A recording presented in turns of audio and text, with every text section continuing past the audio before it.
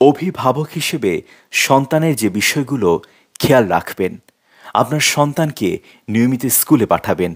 সে কখন স্কুলে যায় এবং কখন স্কুল থেকে বাসায় ফিরে। স্কুলে আসার সময় মোবাইল, ইয়ারফোন ইত্যাদি নিয়ে আসে কিনা, স্কুল ড্রেসের বাইরে জার্সি বা অন্য কোনো ড্রেস রাখে কিনা, মাথার চুল স্বাভাবিক আছে কিনা, কোথায় প্রাইভেট পড়ে, কখন পড়ে সেখানে যোগাযোগ করবেন। মাঝে মধ্যে তাকে না জানিয়ে স্কুলে আসবেন। শ্রেণী শিক্ষকের সঙ্গে যোগাযোগ রাখবেন।